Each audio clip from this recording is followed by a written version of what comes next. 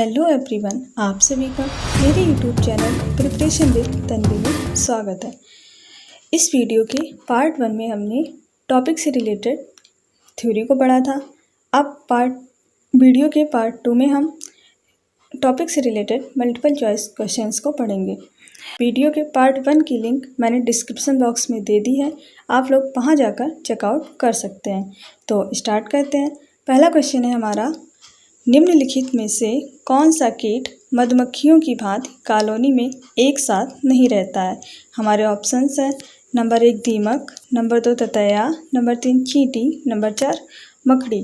तो इस क्वेश्चन में पूछा है कि इनमें से कौन सा कीट कॉलोनी में एक साथ नहीं रहता है, मतलब कि समूह बनाकर नहीं रहता है।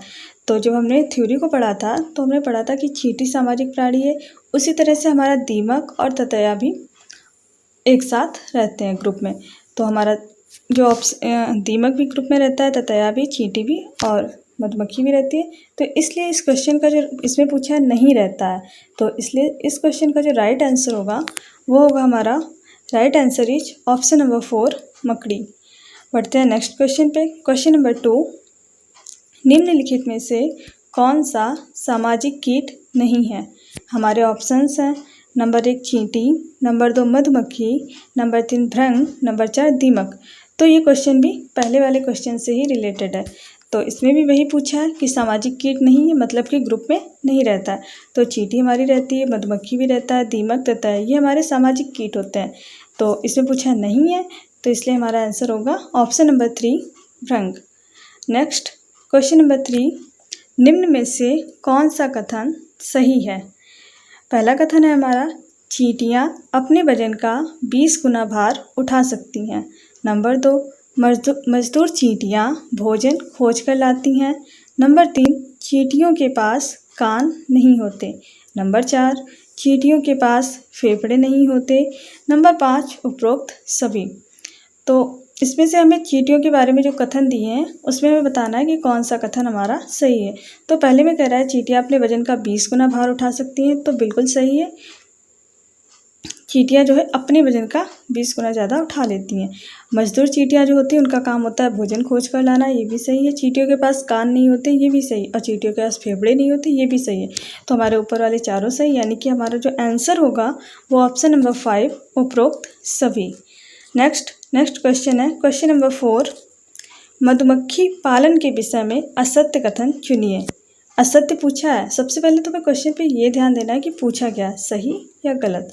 तो इसमें हमसे असत्य पूछा है। कथन है हमारे, नंबर 1, मधुमक्खी पालन शुरू करने का सबसे अच्छा समय जनवरी से मार्च तक है। नंबर 2, लीची के फूल मधुमक्खियों को लुभाते हैं। नंबर 3, मधुमक्खी पालने और उनसे उत्पादित शहद का भंडारण करने हेतु बक्सों की आवश्यकता होती है। नंबर 4, मधुमक्खियों के लिए मीठा घोल बनाने के लिए चीनी खरीदी जाती है। तो इसमें पूछा है हमारा गलत, इन चारों कथन में से गलत कौन सा है। तो पहले कथन में बोल रहा है मधुमक्खी पालन शुरू करने का जो सबसे अच्छा समय है वो जनवरी से मार्च तक है, जो कि हमारा गलत है, क्योंकि मधुमक्खी पालन करने का जो समय है वो है हमारा अक्टूबर से दिसंबर तक। तो ये हमारा गलत हो जाएगा। दूसरा कह रहा है लीची के फूल मधुमक्खियों को लुभाते हैं, ये सही है हमारा। बक्सों की आवश्यकता होती है शहद का भंडारण करने के लिए, ये भी सही है। और एक बक्से में 12 किलोग्राम शहद आता है। और मधुमक्खियों के लिए मीठा घोल बनाने के लिए चीनी खरीदी जाती है, ये भी सही है। तो जो हमारा गलत है इसमें वो हमारा पहला है, क्योंकि जो समय होता है वो होता है अक्टूबर से दिसंबर। तो इसका जो राइट आंसर होगा हमारा ऑप्शन नंबर 1, मधुमक्खी पालन शुरू करने का सबसे अच्छा समय जनवरी से मार्च तक है, ये हमारा इसका राइट आंसर होगा। अगला क्वेश्चन है क्वेश्चन नंबर 5, छत्ते में कितनी रानी मधुमक्खी का होना अनिवार्य है। हमारे ऑप्शंस हैं, पहला 1, दूसरा 2, तीसरा 3, चौथा 4। तो मतलब इससे पूछा है एक छत्ते में कितनी रानी मधुमक्खी का होना अनिवार्य है। तो इसका जो राइट आंसर होगा हमारा ऑप्शन नंबर 1 1, क्योंकि हमने जब थ्योरी को पढ़ा था तो उसमें पढ़ा था कि छत्ते में एक रानी मधुमक्खी होती है जिसका काम होता है अंडे देना। तो जो छत्ते में रानी मधुमक्खी होती है वो 1 होती है, और जो नर मधुमक्खियाँ होती हैं वो कम होती हैं। और मजदूर मधुमक्खियाँ होती हैं जिनका काम होता है फूलों का रस चूसना। अगले क्वेश्चन पे पढ़ते हैं क्वेश्चन नंबर 6, निम्न में से कौन छत्ते के लिए ज़्यादा काम करती हैं? हमारे ऑप्शंस हैं नंबर 1 नर मधुमक्खी, नंबर 2 मादा मधुमक्खी, नंबर 3 दोनों, नंबर 4 इनमें से कोई नहीं। तो पूछा ज़्यादा कार्य कौन करती हैं? तो जब हमने मधुमक्खी के बारे में पढ़ा था तो उसमें एक पॉइंट आता है कि जो नर मधुमक्खियाँ होती हैं छत्ते में वो कम होती हैं। अब जाहिर सी बात है जो मधुमक्खियाँ कम होंगी तो वो ज़्यादा काम तो करेंगी नहीं, तो नर मधुमक्खियाँ बहुत कम होती हैं, वो ज़्यादा इम्पोर्टेंस नहीं रखती हैं। तो इसलिए इसका जो राइट आंसर होगा वो होगा हमारा ऑप्शन नंबर 2 मादा मधुमक्खी। अगला क्वेश्चन है हमारा क्वेश्चन नंबर 7। मधुमक्खियों के बारे में नीचे दिए गए कथनों पर विचार कीजिए। कथन है हमारे नंबर 1 प्रत्येक छत्ते में एक रानी मधुमक्खी होती है जो अंडे देती है। दूसरा, एक छत्ते में केवल कुछ नर मधुमक्खियाँ होती हैं। तीसरा, नर मधुमक्खियाँ छत्ते के लिए बहुत महत्वपूर्ण होती हैं। नंबर 4, छत्ते में अधिकांश मधुमक्खियाँ श्रमिक होती हैं। नंबर 5, नर मधुमक्खियाँ शहद के लिए फूलों का रस एकत्र करती हैं। तो इनमें से हमें सही कथन की पहचान करनी है। तो जो पहला कथन है कि हर छत्ते में रानी मधुमक्खी होती है जो अंडे देती है, सही है हमारा। अगला कह रहा है एक छत्ते में केवल कुछ नर मधुमक्खियाँ होती हैं, ये भी सही है हमारा कि जो नर मधुमक्खियाँ होती हैं वो कुछ होती हैं। तीसरा कह रहा है नर मधुमक्खियाँ छत्ते के लिए बहुत महत्वपूर्ण होती हैं, तो ये हमारा गलत हो जाएगा क्योंकि नर मधुमक्खियाँ कम होती हैं और ये ज़्यादा इंपॉर्टेंस नहीं रखती हैं, तो तीसरा हमारा गलत होगा। चौथा कह रहा है छत्ते में अधिकांश मधुमक्खियाँ श्रमिक होती हैं, ये भी हमारा सही है। ई नंबर कह रहा है कि नर मधुमक्खियाँ शहद के लिए फूलों का रस एकत्र करती हैं, तो ये हमारा गलत हो जाएगा क्योंकि जो फूलों के लिए रस एकत्र करती हैं वो हमारी श्रमिक मधुमक्खियाँ होती हैं, यानी कि मजदूर मधुमक्खियाँ, तो ये हमारा गलत हो जाएगा। तो इसमें सही पूछा है, तो गलत हमारे कौन कौन से, एक तो हमारा सी नंबर गलत है कि नर मधुमक्खियाँ छत्ते के लिए महत्वपूर्ण होती हैं, और अगला हमारा ई नंबर गलत है। तो सी और ई ऑप्शन में नहीं होना चाहिए, बाकी हमारा यानी कि ए, बी और डी ये तीन हमारे सही हैं। तो जिस ऑप्शन में हमारा ए, बी, डी होगा वही हमारा राइट होगा। तो हम देखते हैं हमारा ए, बी, डी किस में दिया है।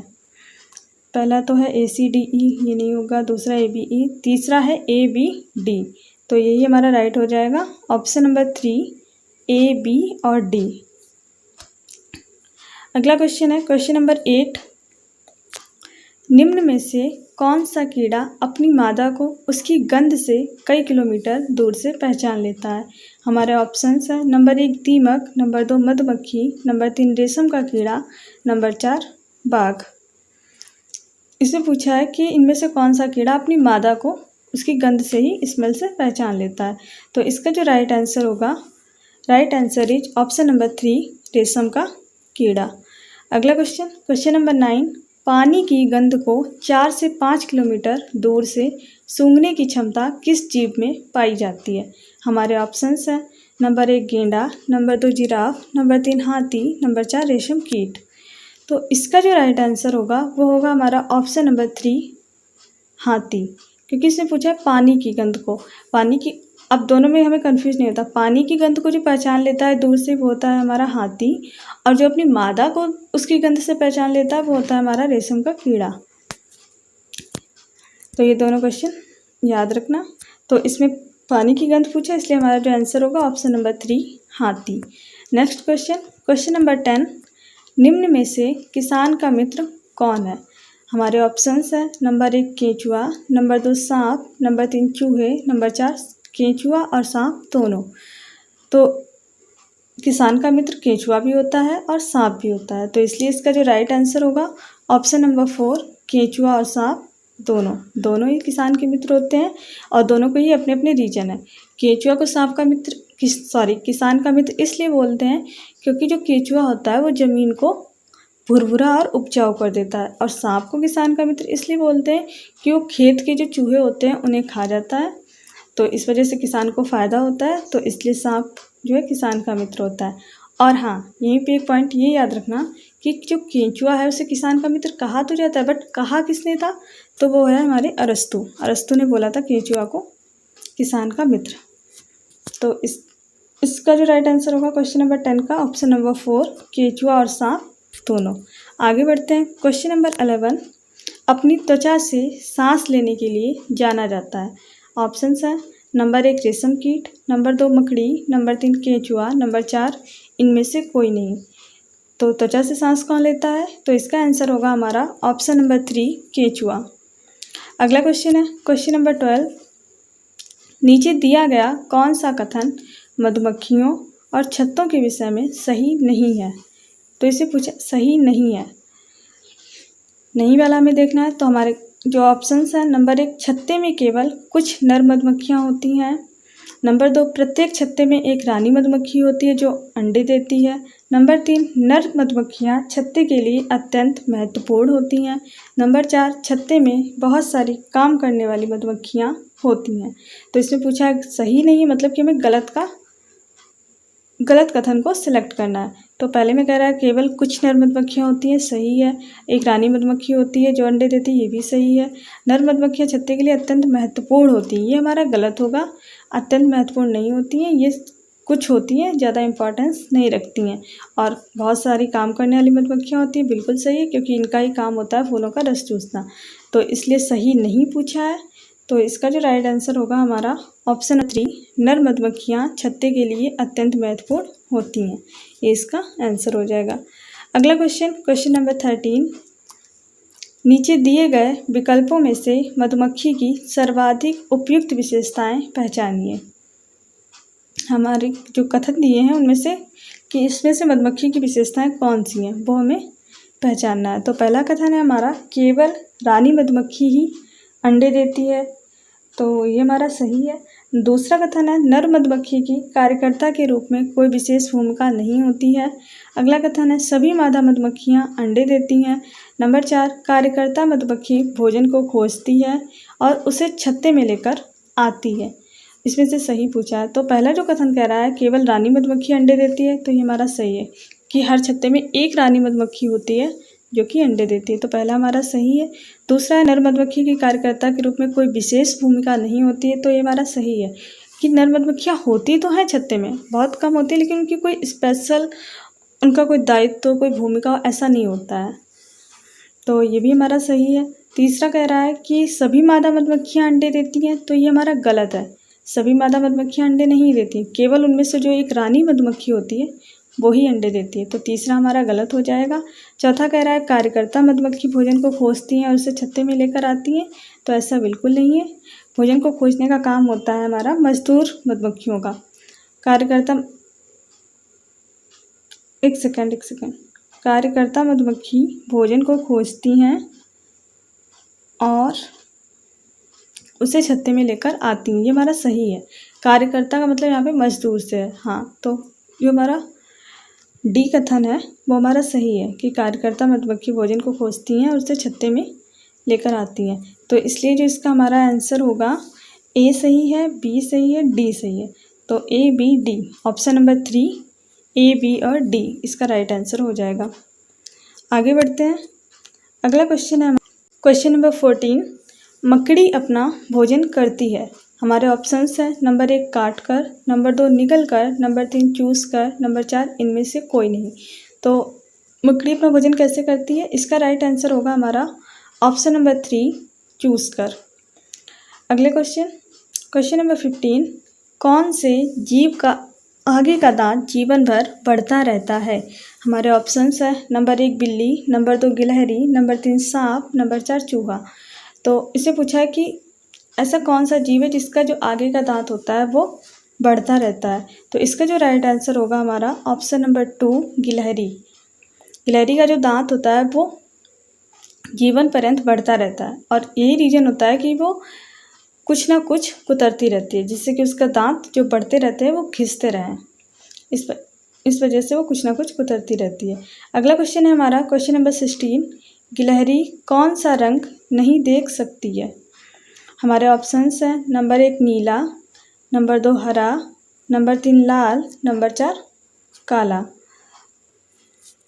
तो इसका जो राइट आंसर होगा हमारा ऑप्शन नंबर 3 लाल। Next question number 17। मधुमक्खी में कौन सा अम्ल पाया जाता है? हमारे ऑप्शंस हैं नंबर 1 एसिटिक अम्ल, नंबर 2 फॉर्मिक अम्ल, नंबर 3 टार्टरिक अम्ल, नंबर 4 टैनिक अम्ल। तो पूछा है मधुमक्खी में कौन सा अम्ल पाया जाता है, तो इसका जो राइट आंसर होगा ऑप्शन नंबर 2 फॉर्मिक अम्ल। और यहीं पे याद रखना है कि फॉर्मिक अम्ल और किस में पाया जाता है, तो वो पाया जाता है लाल चींटी में। लाल चींटी में फॉर्मिक अम्ल पाया जाता है। और हाँ, यहीं पे एक याद रखना कि चींटियों के डंक में क्या पाया जाता है, तो चींटियों के डंक में पाया जाता है मेथनॉइड। तो ठीक है, लेकिन इसमें पूछा मधुमक्खी में कौन सा अम्ल पाया जाता है, तो ऑप्शन नंबर 2 फॉर्मिक अम्ल। आगे बढ़ते हैं, क्वेश्चन नंबर 18 चींटियों के डंक में पाया जाता है। हाँ, तो क्वेश्चन भी यहीं पे आ गया। अभी हम चर्चा कर ही रहे थे कि चींटियों के डंक में पाया जाता है, तो अभी हमने बिल्कुल जस्ट अभी चर्चा की मेथनॉइड पाया जाता है, तो इसका आंसर हो जाएगा हमारा ऑप्शन नंबर 2 मेथनॉइड। नेक्स्ट क्वेश्चन, क्वेश्चन नंबर 19 मधुमक्खी पालन कहलाता है। हमारे ऑप्शंस हैं number 1 viticulture, number 2 sericulture, number 3 apiculture, number 4 aquaculture. तो मधुमक्खी जो पालन है वो कहलाता है हमारा एपीकल्चर, तो इसलिए इसका आंसर होगा ऑप्शन नंबर 3 एपीकल्चर। अगला क्वेश्चन है क्वेश्चन नंबर 20 रेशम कीट पालन कहलाता है। Number 1 apiculture, number 2 sericulture, number 3 aquaculture, number 4 pisciculture. तो रेशम कीट पालन जो कहलाता है वो हमने याद किया था, जब थ्योरी पढ़ी थी तो हमने याद किया था रेशम तो उसका जस्ट उल्टा रा और सा है, तो उसका उल्टा सा और रा मतलब सेरीकल्चर, तो इसलिए इसका जो आंसर होगा ऑप्शन नंबर 2 सेरीकल्चर। और जो मधुमक्खी पालन है वो कहलाता है हमारा एपीकल्चर। और हाँ, मधुमक्खी पालन के लिए शहतूत उगाना ये हमारा कहलाता है मोरीकल्चर। तो तीनों ही कल्चर्स को हमें याद रखना है, 2 हमारी मधुमक्खी से रिलेटेड है और एक रेशम से। रेशम वाली जस्ट उल्टा सेरीकल्चर है, मधुमक्खी वाली एपीकल्चर है, और मधुमक्खी पालन के लिए शहतूत उगाना मोरीकल्चर है। तो लेकिन इसमें रेशम कीट पूछा है, तो क्वेश्चन नंबर 20 का जो आंसर होगा option number 2 sericulture. Next question number 21 एक मकड़ी को जाल बनाने में कितना समय लगता है। हमारे ऑप्शंस हैं नंबर 1 घंटा, नंबर 2 घंटा, नंबर 3 घंटा, नंबर 4 घंटा। तो इसका जो राइट आंसर होगा ऑप्शन नंबर 1 1 घंटा। तो मकड़ी को जाल बनाने में टाइम लगता है 1 घंटे का। नेक्स्ट क्वेश्चन है क्वेश्चन नंबर 22 एक मादा मकड़ी एक बार में कितने अंडे देती है। हमारे ऑप्शंस हैं नंबर 1 3000, नंबर 2 5000, नंबर 3 8000, नंबर 4 इनमें से कोई नहीं। तो पूछा है जो मादा मकड़ी होती है वो एक बार में कितने अंडे देती है, तो इसका जो राइट आंसर होगा ऑप्शन नंबर 1 3000 अंडे एक बार में देती है। नेक्स्ट क्वेश्चन है हमारा क्वेश्चन नंबर 23 शहद मीठा किसके कारण होता है। हमारे ऑप्शंस हैं नंबर 1 ग्लूकोज, नंबर 2 माल्टोज और ग्लूकोज, नंबर 3 फैक्टोज, नंबर 4 ग्लूकोज और फैक्टोज। तो जो शहद मीठा होता है वो होता है हमारा ग्लूकोज और फैक्टोज के कारण। तो इसका जो राइट आंसर होगा ऑप्शन नंबर 4 ग्लूकोज और फैक्टोज। नेक्स्ट क्वेश्चन है क्वेश्चन नंबर 24 कौन सी चींटी अंडे देने का कार्य करती है। हमारे ऑप्शंस हैं नंबर 1 रानी चींटी, नंबर 2 सिपाही चींटी, नंबर 3 मजदूर चींटी, नंबर 4 इनमें से कोई नहीं। तो अंडे देने का काम कौन करती है, जैसे मधुमक्खी में रानी मधुमक्खी अंडे देती है सेम वैसे ही चींटियों में भी रानी चींटी अंडे देती है। तो इसलिए इसका जो राइट आंसर होगा ऑप्शन नंबर 1 रानी चींटी। तो ये तो हो गया इस क्वेश्चन का आंसर कि अंडे देने का काम जो है वो रानी चींटी का है। लेकिन नेक्स्ट के जो 2 ऑप्शन हैं उनके भी हम काम देख लेते हैं। जैसे सिपाही चींटी, तो सिपाही चींटी का काम होता है बिल का ध्यान रखना, और नंबर 3 जो मजदूर चींटी है उसका काम होता है भोजन को एकत्र करना। लेकिन अंडे देने का जो काम है वो रानी चींटी का है, तो ऑप्शन नंबर 1 रानी चींटी। नेक्स्ट क्वेश्चन नंबर 25 निम्न में से किस देश में सांप नहीं पाए जाते हैं। हमारे ऑप्शंस हैं number 1 Bangladesh, number 2 Nepal, number 3 New Zealand, number 4 Bharat. तो पूछा है सांप नहीं पाए जाते हैं, तो इसका जो राइट आंसर होगा ऑप्शन नंबर 3 न्यूजीलैंड। भारत में तो काफ़ी तरीके के पाए जाते हैं, तो इसलिए इसे पूछा नहीं पाए जाते हैं, तो ऑप्शन नंबर 3 न्यूजीलैंड। अगला क्वेश्चन नंबर 26 जब कोई सपेरा अपने वाद्य यंत्र बीन को बजाता है तो सांप उसकी ध्वनि पर अपने सिर को इधर उधर घुमाता है। आपके विचार से सांप वाद्य यंत्र के प्रति अनुक्रिया क्यों कर रहा है।